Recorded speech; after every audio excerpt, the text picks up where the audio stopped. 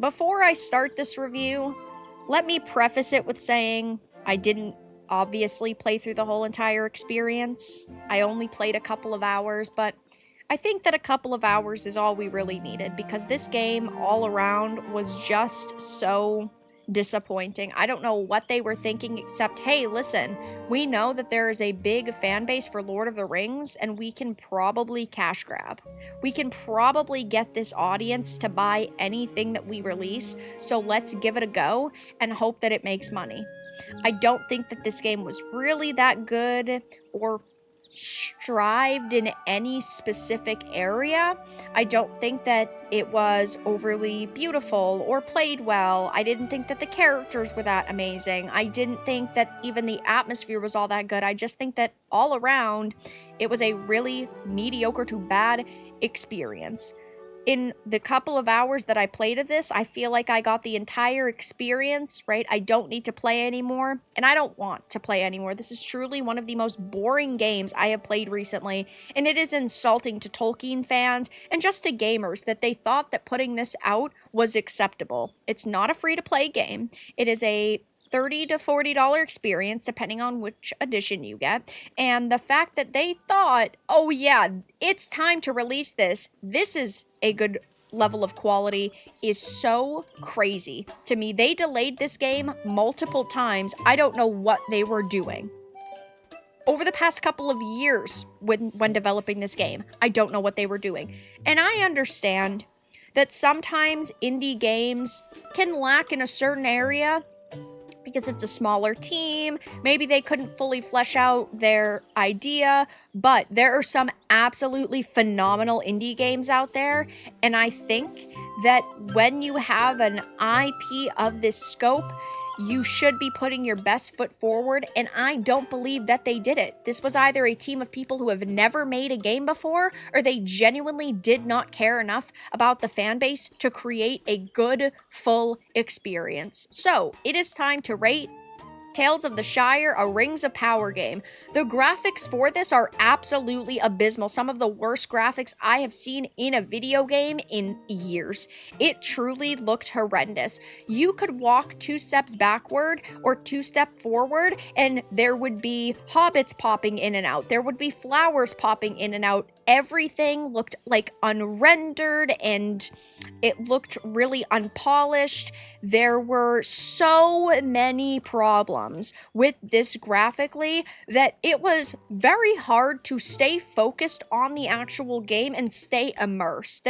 Comes a point where the pop-in is so bad or the graphics are so bad that you're no longer immersed, and that was an issue that I was having. Graphics were horrible. Aesthetic was, I think, a great idea, but poorly executed because we're talking about the Shire, we're talking about Lord of the Rings, we're talking about whimsical and magical, and we're talking about, like, cottagecore. We're talking about cute, wholesome aesthetics that they could have put in this game, and instead, they just watered it down so much because they didn't know how to execute their vision. I think that while the idea was there, it just was very poorly executed. Music was a complete problem. I think that the soundtrack itself is pretty decent, but the problem we ran into is that it doesn't play 95% of the time in the game. Maybe it's a bug, maybe it's supposed to, maybe it's a problem that I alone was facing, but it got to the point where it was so quiet and so basic, and there was no noise except for my footsteps, my flipper feet slapping the ground, that I got to the point where I went to YouTube and I searched up the soundtrack and then I had to play it that way. And the music, it sounds whimsical and cute and fine, but it didn't play in the game. Like, what music? So I don't think that the music itself was bad, but it wasn't actually in the game. Most of the time I had to go out of my way to actually have the music being played. So I'm gonna go with all right because it wasn't playing most of the time, but I think what they actually created was decent. I don't know if it was a bug, but yeah. Difficulty, there's nothing to do in this game. There's no combat, there's no puzzles. There are a couple of systems, such as foraging, and fishing and planting and decorating and cooking. And that's fine and fun and dandy, but the mini games are over in 2 seconds and you really only click 1 to 2 buttons. It was poorly executed. I like cozy games. I like wholesome games. Not every game has to have combat in difficulty, but the areas were so empty and the mini games were just very basic and boring. I have to go easy. It wasn't fun, which is a shame because you have such a good setting and you have so much to work with. You don't have to be a Lord of the Rings fan to play this because they don't really touch on much to any of Tolkien's work and lore, which I think is such a big fumble. It's like they wanted to take this name and market it towards a normie audience when really the normies are not going to show up, and then all you're doing is pushing away the dedicated fan base. Bugs. I don't even know what to do here because I don't know what was a bug given the whole entire game was a bug because everything was broken or basic or undercooked and underdeveloped. I don't know if we count this entire game as just a major bug or what. The story, there's no story. The story is you just got here, you're trying to turn Bywater into a village, but in order to do that, you have to complete all these mini games, but all of the mini games take 2 seconds to do, and that's the extent of the story. Sure, you're also trying to form relationships with some of the other hobbits, but I feel like even that is so basic, so I'm just going to go non-existent. The gameplay, the couple of mini games that are actually in this, they're click 1 or 2 buttons. They are sleep-inducing. I genuinely did not have any fun with this. It was so bland. I think that's the best word I can use for it. It was sleep-inducing. Quality of life, I know that it's not a game where you're doing a lot, so I feel it didn't need any extra systems, but if they wanted to add as many quality of life features as possible, I think what they should do is make it so on your map, when you go through a certain area, it marks the general area where you can find certain items like mustard seeds. For example, I was looking for those for a bit. When I've walked through an area and there's occasionally mustard seeds found in that area, I think that the map should allow you to see that or mark it or update it so that it makes it easier to go out and collect certain items. Maybe they do that once a season because a season I want to say was 10 days. So maybe every 10 days when the season changes, the map wipes and then it resets and things change. I think that could have been a nice addition. I think that the birds are okay. The problem with following the birds is the pop-in. So in something like Clear Obscure Expedition 33, if you follow the lanterns, it leads you to the main quest or the quest that you have marked. And in this game, they have a similar system where there's little birds that you follow. But the pop-in is so bad that half the time you can't actually find the birds because they're not loaded in. So I'm just going to go standard. Nothing stood out to me that could have been fixed very easily. The game time, if you are not worried about the story and you're just playing this as a individual who wants a cozy experience, I'm sure you could get quite a bit of time out of this. I personally will not be putting any more time into this. I thought that it was just a really bad experience all around. I myself was extremely disappointed as a Tolkien fan, as a cozy game fan, as a gamer in general. I feel insulted by the fact that they would sell this for $30 to $40. The fact that they thought a game that is this buggy, that is this undercooked, that is this mediocre was worth charging anything for is insulting to gamers.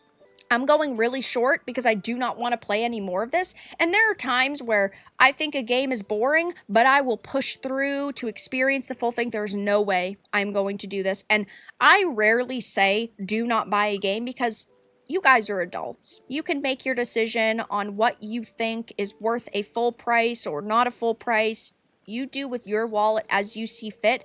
I do not think anybody should be buying this at this point in time. Maybe in half a year, if they patch it up, right, and it looks aesthetically better and they put more time and effort into it and they add these quality of life features, maybe. Right now, though, there's no way I could ever recommend to anybody that this is worth buying, even as a Tolkien lover. I have shelves of Tolkien material. I've talked about Tolkien so many times on this channel. There's no way I could ever recommend anybody buying this. A casual gamer, a Tolkien fan, a hardcore gamer, absolutely not. Another element that I want to add in here is the fact that they completely disrespected the source material. Is it the worst I've ever seen in a game that is taking a franchise and rebooting it? No. Something like Suicide Squad Kill the Justice League or Dragon Age the Veilguard, I still think is significantly worse because you do have blatant identity politics being shoved in your face via the characters and the storylines, like having top surgery scar toggles and modern day terminology such as transgender and non-binary,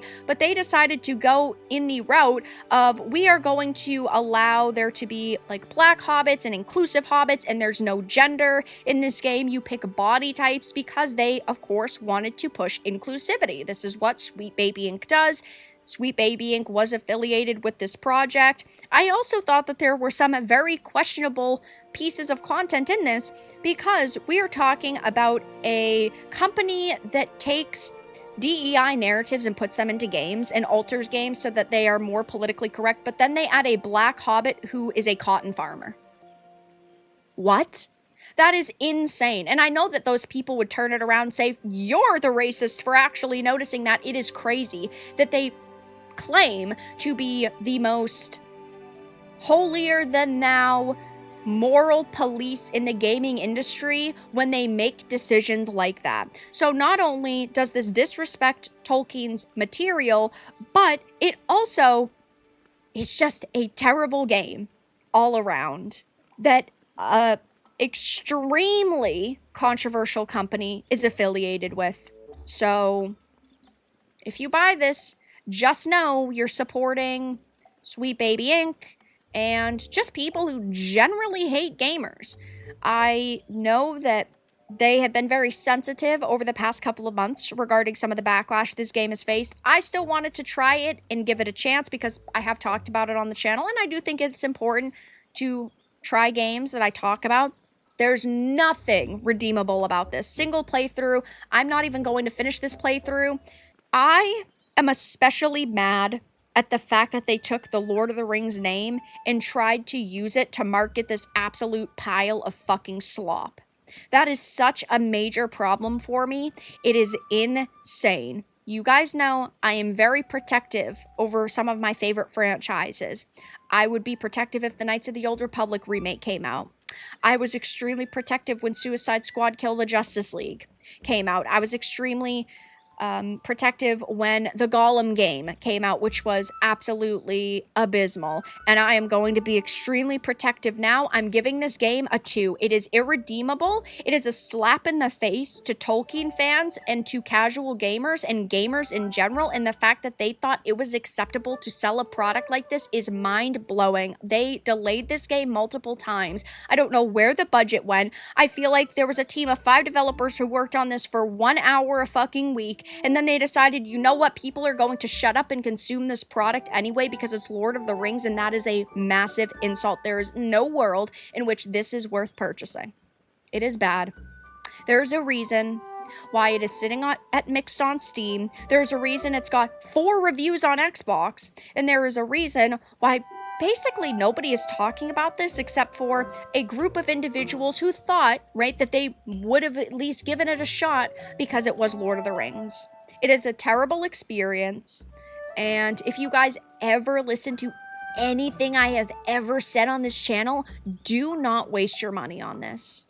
I mean, obviously you can do what you want with your funds, but if you have ever taken my recommendation into account, do not buy this game.